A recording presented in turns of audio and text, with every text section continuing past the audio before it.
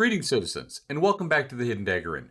Tonight, we're going to discuss the Mega Cap Streamer Guilds, and should you be concerned about them now and at launch. So without further ado, let's begin. So before I start, I want to say kudos to Intrepid for giving me a super fun last 3 weekends, where I have tested so much I have permanently dented my recliner.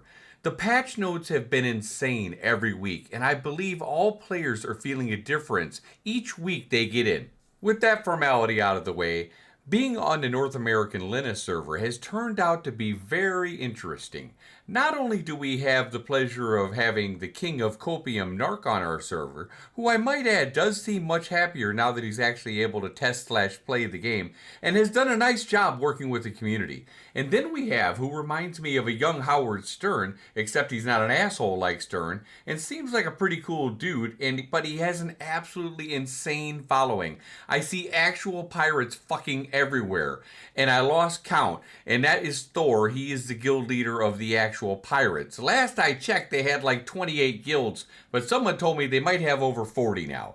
And if that wasn't enough streamer community players, the king of baldness himself blessed us with his presence on Sunday, and his community. Although, unfortunately, his experience was interrupted by some evildoers. However, Stephen made sure that those evildoers did get the banhammer after they were warned 3 times. But that's another topic for another day. I do hope Asmongold and his community come on back, because I really would like to see a big battle between Pirate Software and Asmongold's community. That could be rather entertaining. So before players get all bent out of shape about how are we going to manage these mega cap guilds that we have now on Linux, there's a few key facts for us to remember when seeing these wild numbers. Number 1. It's phase 1, and there's only 5 nodes, and the map, for the most part, just consists of the Riverlands. By launch, there's going to be 85 nodes spread out across Verra. With that said, though, we currently have an environment where the mega guilds run rampant, and I have a few concerns during this period that we just might have to deal with and take with a grain of salt until more space opens up. One of the things going on with the guilds early on was you only needed to be level 10 to go ahead and register to be a citizen of a node. Now, at the time, there was no penalty for denouncing citizenship, and in running to another node, you had to wait about 20 minutes, and then you could be a citizen of that node to help affect the election. However, Intrepid has taken quick action against that method, and now has instituted a 36-hour cooldown once you denounce citizenship. So you're asking, what's the next best way to go ahead and influence election? Well, since there's a cooldown now, well, you guessed it, people were just leveling up alts to level 10, which really isn't that hard to do. So if you're a mega cap guild, it wouldn't be very hard to get a good number of those people to level up some alts and really influence an election.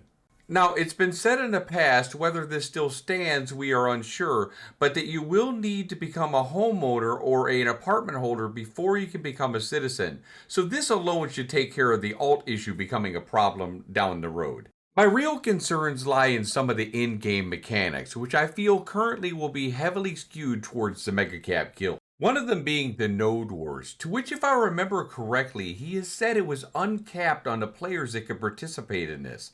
This could be very bad for many guilds. Now, if in fact that you have to be a citizen, which I hope, if it isn't, it should be, then it would make it much more of a fair battle. But if you don't have to be a citizen and you can just help and run into any node where you want, it will be a shit show of epic proportions. My other main concern is with one of the major in-game loops, and that's the caravan system. And especially when it comes to guilds who are going to try to run their taxes on a weekly basis, they simply might just get overwhelmed by the mega cap guilds. As last I checked, there was no limit on how many players could attack and or defend a caravan.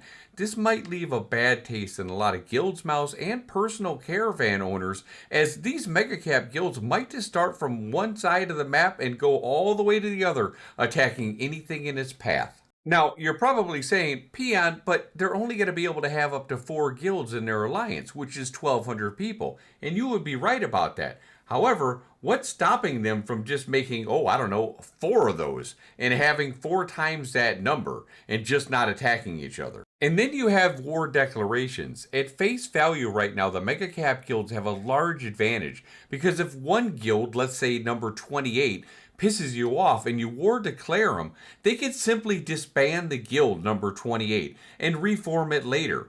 Hopefully, Intrepid takes the same stance they did with the citizenship and makes it where if you leave, get kicked, or the guild disbands, that you may not join another one for another 36 hours. And there currently is no guild system set up, so there's really no penalties at the moment. Fortunately, we're still in phase 1 of Alpha 2, so I'm actually hoping that the Mega Cap guilds, and I'm sure they're not going to, do it maliciously, but I really want them to push the envelope to really show how far and how much damage a Mega Guild can cause. And to be honest, in Pirate's case, if you went to war with them and declared against like 40 guilds, well, one, that's a lot of paper. I mean, save the trees. That's a lot of scrolls.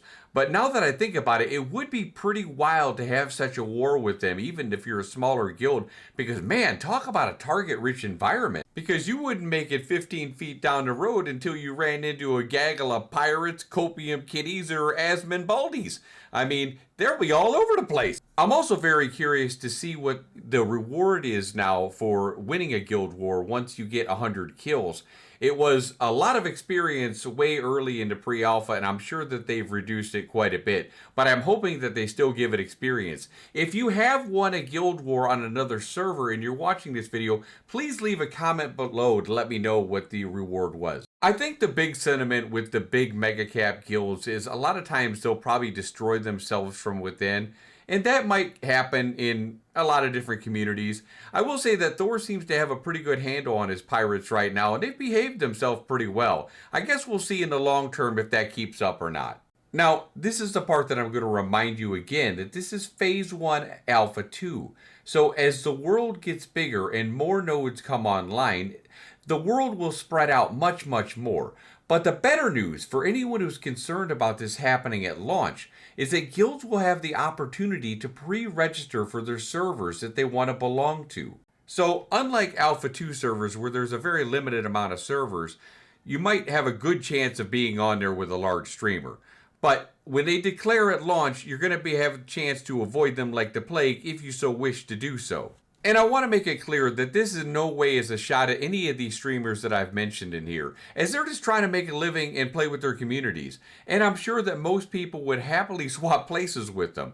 It's really more about the ability to play the game on a normal level versus guilds and alliances at their intended size. In the end, I would be more concerned about an alliance of 1,200 people who are battle-hardened and very organized than I would about a streamer community. Although, at face value, Pirate Software does seem pretty organized. However, that's a lot to take on, so hopefully he's got a lot of help. In conclusion, try not to worry too much about the mass amount of drama and players that the streamer communities are bringing in.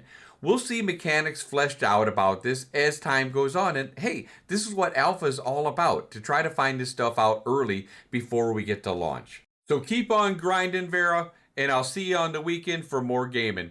Take care, all.